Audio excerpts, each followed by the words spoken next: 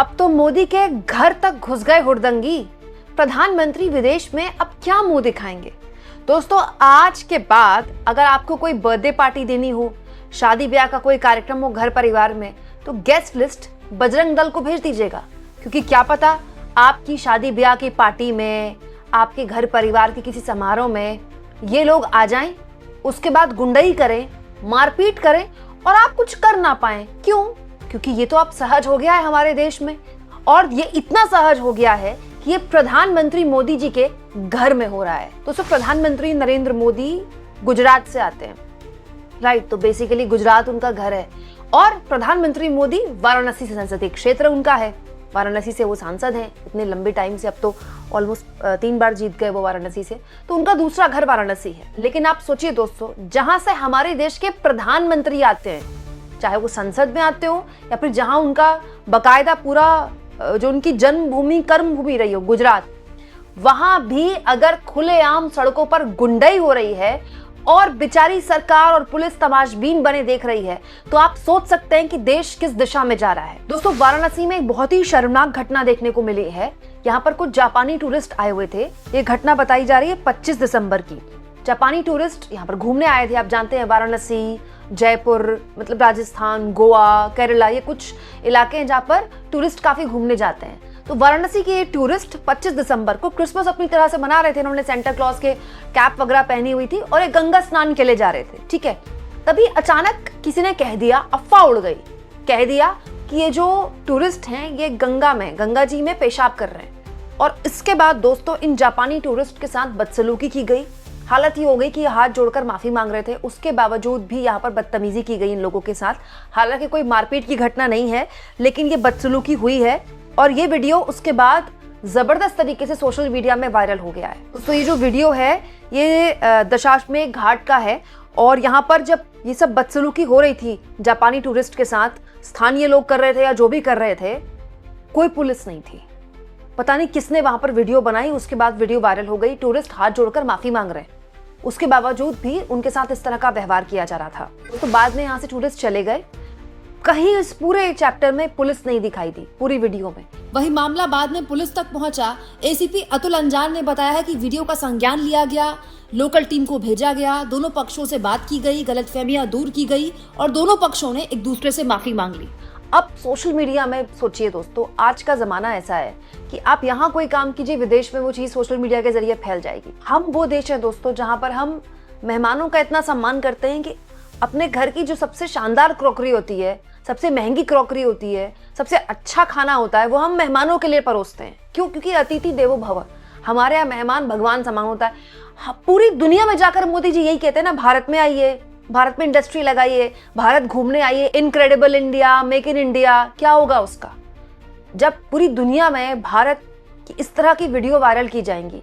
ये कौन लोग हैं जिनको ये अधिकार मिल जाता है कि वो किसी के साथ इस तरह की बदसलूकी करें? किस आधार पर? और जहां तक बात है गंगा जी में पेशाब करने की, तो इसका कोई आधार नहीं मिला, कोई सबूत नहीं मिला है कि क्या किसी विदेशी टूरिस्ट ने गंगा जी में पेशाब की। और जहां तक बात है दोस्तों गंगा जी में पेशाब करने की, तो मैं तो घोर विरोधी हूँ इसकी, क्योंकि भाई हमारे तो गंगा जी सबसे सर्वोपरि है, पूजनीय है गंगा जी। हर पूजा पाठ में गंगा जल का इस्तेमाल होता है।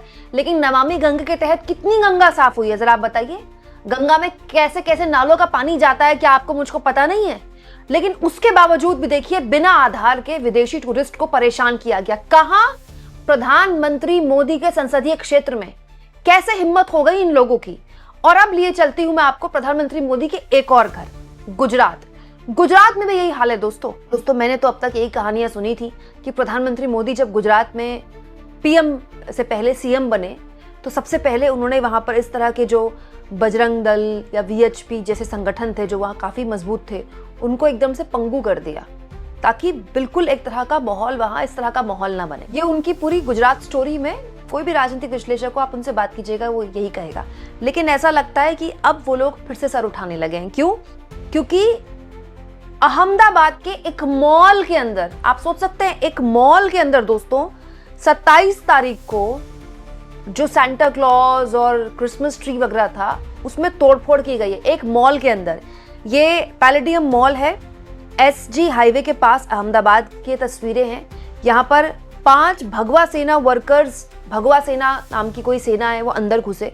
उन्होंने यहाँ पर जो क्रिसमस ट्री था उस क्रिसमस ट्री को तोड़फोड़ कर दिया, यहाँ पर उत्पात मचाया है। पुलिस यहाँ पर आई है, बड़ी मुश्किल से मामले को शांत किया है दोस्तों। और तो और इसके 3 दिन पहले फेडरेशन ऑफ पेरेंट्स एसोसिएशन थी और भगवा सेना दोनों ने ये लिख कर दिया था कि एजुकेशन मिनिस्टर को, गुजरात के शिक्षा मंत्री को, कि ये जो क्रिसमस के दिन छुट्टी होती है इसको बंद कीजिए, और ये जो स्कूल में मैंडेटरी सेंटा क्लॉज बनवाया जा रहा है बच्चों को, ये सब बंद कीजिए, ये हमारे संस्कृति के खिलाफ है। और दोस्तों ये मत भूलिए, उत्तर प्रदेश में भी छुट्टी जो थी क्रिसमस के दिन वो स्कूल्स में बंद कर दी गई थी, खत्म कर दी गई थी अटल बिहारी वाजपेयी के जन्मतिथि के मौके पर।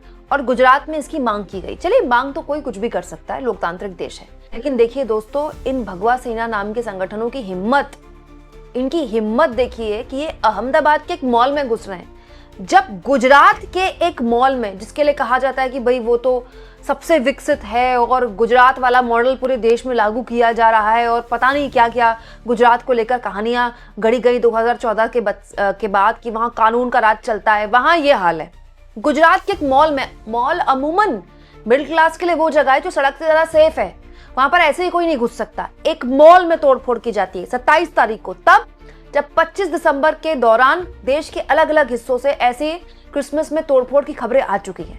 और दूसरा, प्रधानमंत्री मोदी के संसदीय क्षेत्र में टूरिस्ट के साथ, विदेशी टूरिस्ट के साथ बदसलूकी की जा रही है, उनके साथ बदतमीजी की जा रही है, और ये सब कुछ सबके सामने हो रहा है। मतलब प्रधानमंत्री मोदी को इतना कमजोर तो मैंने कभी भी नहीं देखा था।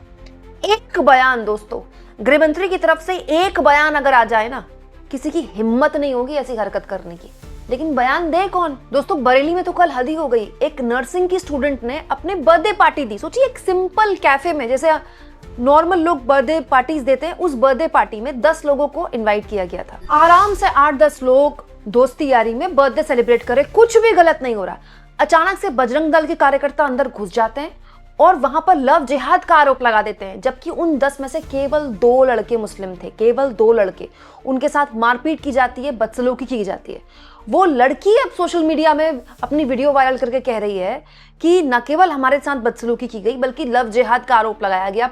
मतलब आप सोचिए, हिम्मत इन लोगों की, किसी की भी बर्थडे पार्टी में घुस जाएंगे, कोई टूरिस्ट एंजॉय कर रहा है उसके साथ बदसलूकी कर देंगे। आप अपने परिवार के साथ मॉल नहीं जा सकते क्योंकि ये मॉल में तोड़फोड़ करने पहुंच जाएंगे। और ये ज्यादातर आप इस तरह की खबरें आप डबल इंजन सरकारों में देखिएगा। ओडिशा से एक और खबर आई है दोस्तों। ओडिशा में तो बेचारे बालासोर रेलवे स्टेशन में गरीब, बिल्कुल जो गरीब माइग्रेंट वर्कर्स होते हैं, जो अलग अलग राज्यों से काम करने के लिए, काम ढूंढने के लिए आते हैं, ओडिशा में उनके साथ मारपीट की गई, उनका आधार कार्ड मांगा गया। किसके द्वारा? पुलिस द्वारा नहीं, ऐसे ही कोई संगठन गुंडाई करने पहुंच गया। रेलवे स्टेशन में गरीब आदमी इतनी सर्दी में बड़ी मुश्किल से जगह पाकर बैठा हुआ था, उनके साथ मारपीट की गई, उनका आधार कार्ड मांगा गया। और ये सब भारतीय हैं, इनसे आधार कार्ड मांगे जा रहे हैं। दोस्तों ओडिशा में आज से पहले ऐसी खबरें नहीं आई थी, लेकिन अब देखिए वहां डबल इंजन की सरकार बन गई तो वहां से भी ऐसी खबरें आने लगी। आप सोचिए कितना खतरनाक है। आप रेलवे स्टेशन में सुरक्षित नहीं है, आप परिवार के साथ घूमने जाते हैं तो वहां आपको असुरक्षा का डर सता सकता है। आप मॉल में सुरक्षित नहीं है, आप अपनी मर्जी से बर्थडे पार्टी नहीं कर सकते। कितना डरावना है ये। और ये सब कुछ ऐसा लग रहा है जैसे या तो बीजेपी के हाथ से बिल्कुल निकल चुके हैं सारे संगठन, आरएसएस और बीजेपी के हाथ से आउट ऑफ कंट्रोल हो चुके हैं संगठन, या फिर बीजेपी चाहती ही नहीं है कि कंट्रोल में आए। दोस्तों अब तक तो इस तरह के किसी भी तरह की बदसलूकी एक टारगेटेड धर्म के लोगों के साथ की जाती थी, लेकिन अब तो हर कोई शिकार बन रहा है। मॉल में तो आप भी जाते हैं, हम भी जाते हैं, टूरिस्ट स्पॉट्स में तो आप भी जाते हैं, हम भी जाते हैं, बर्थडे पार्टीज तो आप भी देते हैं, हम भी देते हैं। अब तो कोई भेदभाव ही नहीं है। सोचिए, हिंदुओं को बचाने निकले और हिंदू ही असुरक्षित महसूस कर रहा है। और ये सब कुछ खुलेआम हो रहा है, डबल इंजन सरकारों में हो रहा है, मोदी के गुजरात में हो रहा है, मोदी के वाराणसी में हो रहा है। मतलब आप सोचिए, इससे ज्यादा इंटरनेशनल बदनामी देश की और क्या हो सकती। दोस्तों मिडिल क्लास को इस सरकार ने दिया क्या है? ले देके मिडिल क्लास इस सरकार से अब एक सुरक्षा की डिमांड करता है और एक साफ हवा की।